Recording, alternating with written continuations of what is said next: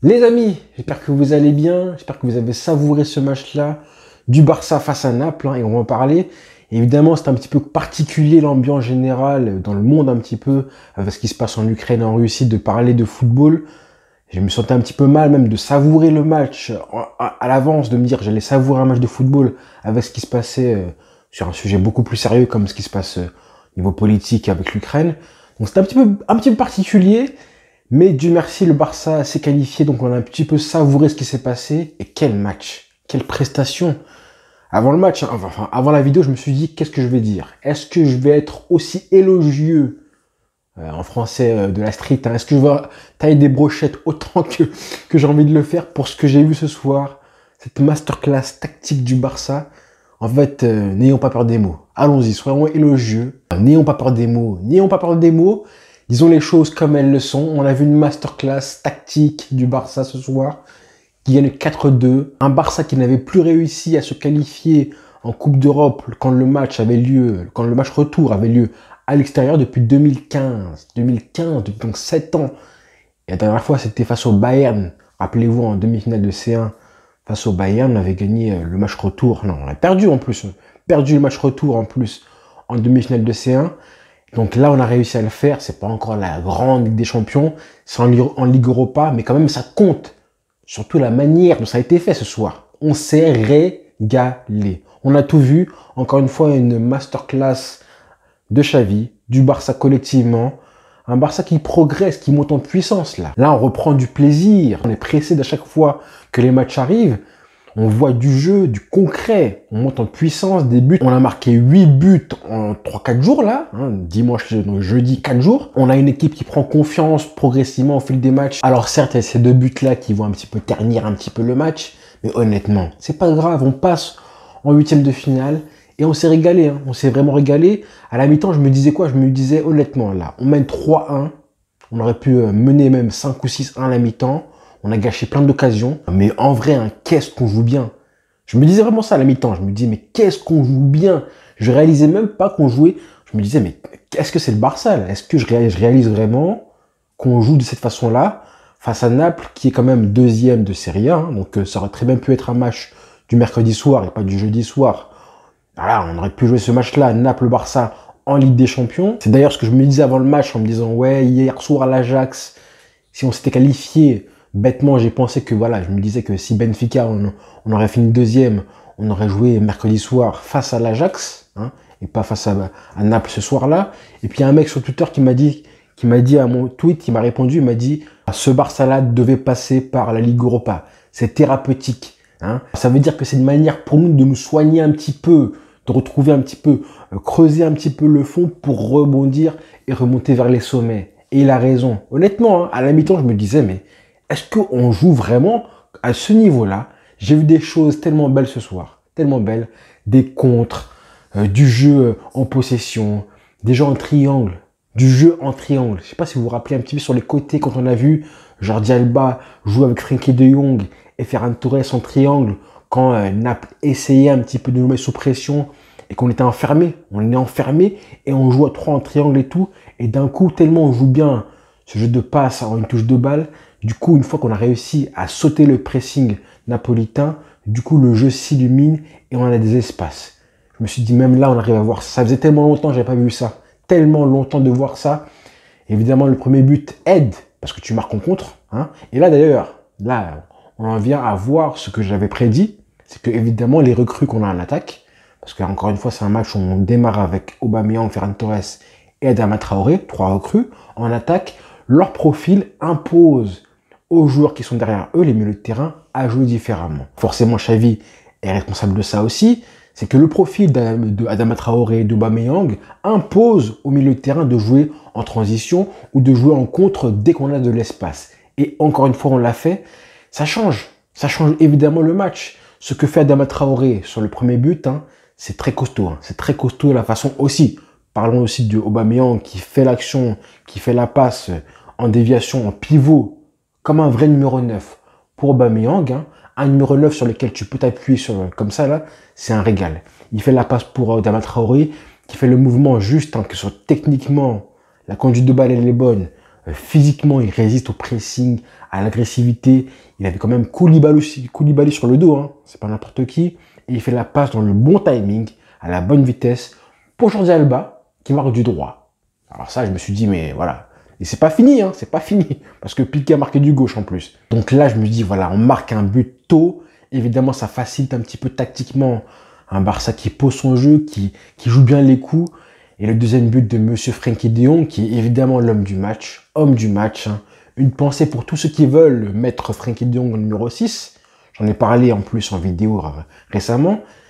Et on a vu hein, toute la palette du milieu de terrain. Leader technique hein, qui pourrait s'imposer, pas encore, hein, mais qui pourrait très bien s'imposer comme le leader technique du milieu de terrain à la relance. Hein. Ça veut dire que dès qu'on commence les actions du bas, hein, de la défense, on le cherche et on le trouve systématiquement. Parce que le nombre de fois où Monsieur Frenkie de Jong a pris le ballon et a commencé à faire des chevauchées, des rushs pour gagner des mètres, des fois 20, 30, 40 mètres à chaque fois. Quand il joue comme ça, Frenkie de Jong, hein, c'est un régal. On profite de son volume de jeu, de ses courses. Techniquement, il est archi fort. Ses passes longues sont vraiment magnifiques. Et le but qu'il met, hein, juste regardez le relâchement. Le relâchement, il le fait facilement.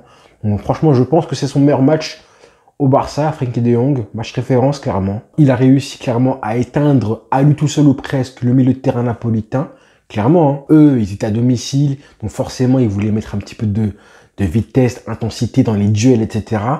Techniquement, ils savent qu'ils sont moins forts que nous, hein, Naples, ils le savaient. Donc, pour compenser, qu'est-ce que tu fais? Bah, tu essayes d'emballer un petit peu le match avec de l'intensité, etc., des courses, etc. Et lui, Frenkie de Jong et Busquets, qui a été très bon aussi, Pedri aussi, mais un peu plus haut, ils ont vraiment éteint le milieu de terrain de Naples, tout le match, vraiment. Et du coup, on a pu se régaler des contres à chaque fois. Le but de Frenkie de Jong, c'est encore une fois une masterclass, clairement une masterclass. Et pourtant, je le répète, hein, à la mi-temps, j'étais même frustré de me dire que heureusement qu'on mène 3-1 et pas 2-1 à la mi-temps parce que on a beaucoup gâché. Ferran Torres n'a pas été bon dans la finition. Aubameyang n'a pas été bon non plus à la finition, même s'il se rattrape à la fin avec ce quatrième but-là. Donc ouais, malgré ça, on a vu des belles choses. Sur les côtés, ça a été un régal de voir Dest combiner, encore une fois, le jeu en triangle avec Adama Traoré et Pedri qui a été aussi très très bon. Pareil à gauche avec les combinaisons, rappelez-vous, Ferran Torres et Frenkie de Jong et même Jordi Alba aussi, ça a été un régal tout le match. Donc à 3-1, t'es soulagé de voir Piqué marquer en plus sur coup de pied arrêté du gauche. Franchement, on était très soulagés. En deuxième mi-temps, le Barça a géré son score. On marque un quatrième but qui est encore une fois un très très beau mouvement collectif. Donc les 4 buts sont beaux en fait. Le quatrième but, c'est un très beau mouvement collectif. Hein. On voit que ouais, Adama Traoré qui fait un gros match, 2 passes décisives, hein, je répète. Hein, 2 passes décisives. Lui, le quatrième but, c'est lui qui fait la base pour Frenkie de Jong, qui a l'intelligence de laisser passer, de faire le mouvement. Hein. Encore une fois, si vous voulez vous priver d'avoir un Frenkie de Jong au milieu de terrain et le mettre en numéro 6, les mecs, prenez des risques. Prenez des risques. Et là, du coup, Aubameyang met ce but-là magnifique. Hein. Quatrième but, magnifique, qui du coup tue le suspense. Même si on prend un deuxième but ensuite qui est un petit peu stupide, mais très stupide. Hein. Je pense que Ter Stegen, voilà, c'est le seul bémol de l'équipe avec Ferran Torres. Le premier but, un petit peu stupide. Deuxième but, je pense qu'il peut mieux faire parce que la frappe, elle est vraiment très prévisible aussi. Même si c'est ton premier poteau, hein, on sait Ter Stegen, on sait que c'est ta faiblesse. Et même Piqué et Araujo ont fait un très très bon match. Vraiment, hein, la défense a été très très bien. Tout le match. Hein. Jordi Alba, encore une fois, qui comprend, qui peut apporter à ce Barça-là. Quand tu comprends, c'est que dans la tête, frère. C'est que dans la tête. Au début du match, au bout de 10-15 secondes, je crois, il fait une boulette. Mais après ça, il s'est un petit peu libéré, il prend des risques. Et quand Alba prend des risques, et bah, du coup, bah, il apporte au Barça. T'as envie de te dire, mais si tous les matchs étaient comme ça, hein, le problème, c'est que voilà, dans les grands matchs, dans les grands rendez-vous, face à la pression, des fois, il se pisse dessus. Et Dest aussi, hein, faut en parler, qui a fait un très très bon match. Hein. Ce sera pas un joueur que les médias vont parler en disant qu'il a fait un grand match, mais il faut le souligner, il faut le dire parce qu'il a fait un très gros match, Dest. J'ai vraiment aimé ce qu'on a vu entre Adama Traoré et lui, c'était important. Même dans les sorties de balles, il s'est permis de faire des petites chevauchées, des dribbles intéressants. Il a été un petit peu un poison pour Naples. Hein. Vraiment défensivement, j'ai bien aimé ce qu'on a vu ce soir. Une défense haute et un pressing, les frères. Un pressing incroyable. J'ai failli oublier de parler de ça, Starful là. J'ai failli oublier de parler du pressing du Barça. Tactiquement, ça a été un régal. Un régal. Il y avait des séquences, hein, pour vous dire. Il y avait des séquences où le Barça partait au but. Hein. Des fois, ça finissait en 6 mètres ou en touche. Et le temps que la caméra mette le ralenti, tellement on pressait fort, bah, le ralenti est terminé. Et on revient à l'action du jeu réellement, hein, en direct. Et le Barça avait déjà le ballon, était déjà placé dans les 40 mètres adverses. Je me suis dit, mais qu'est-ce qui s'est passé pendant 5 secondes là, où on voyait le ralenti? Comment ça se fait qu'on a déjà le ballon? Et ben non, c'était le pressing constant du Barça tout le match. J'ai vraiment aimé ça, de voir ça. Hein. On aurait pu en mettre 6-7 fastoche si on avait été vraiment sérieux, mais bon. Après, je comprends un petit peu que les joueurs sont un petit peu suffisants. On s'est même permis de faire rentrer à la fin du match Riqui Puig, qui fait une entrée correcte, très bien pour lui, qui gratte un petit peu du temps de jeu parce qu'il n'en a pas beaucoup, même 0 minutes depuis, je crois, 8 matchs. Donc voilà, là, je crois que j'ai parlé de tout, hein, mais vraiment un très très gros match du Barça. On va prendre confiance. Tout doucement, on va prendre confiance. Là, je pense qu'on a vraiment les bases du jeu tactique. Il faut que le Barça se serve de ça progressivement pour tous les matchs, les aborder comme ça, tactiquement et mentalement. Là, c'est quand même gagner à Naples, c'est quand même une grosse performance. Quand on a un milieu de terrain important, parce que Busquets ça a été bon ce soir aussi, un milieu de terrain et offensivement, une rigueur tactique avec un pressing comme ça, franchement, je pense que les prochains matchs, on va les siffler. Même si le résultat, tu peux pas vraiment prédire à l'avance les prochains matchs. Dans le contenu, si on respecte ça, ça va être vraiment un régal. Et on s'est régalé ce soir. Le petit bémol, c'est évidemment défensivement. Ce serait bien qu'on fasse des matchs avec des clean sheets. Je pense que le dernier, ça remonte à très longtemps. Mais ça, c'est vraiment le petit bémol défensif que là, voilà, il faudrait un petit peu régler ça. Pour l'instant, on n'en est pas encore là. On sait qu'on a une défense vieillissante. Pour l'instant, c'est pas très grave. On va quand même savourer cette grosse performance-là. Et on verra demain, du coup, le tirage au sort. Donc voilà les frères, j'ai assez parlé et puis on fera une vidéo très vite pour en reparler tout simplement. De manière très posée. Le prochain match, c'est dimanche soir à 21 h. Voilà. Bonne soirée à tous les frères. Ciao.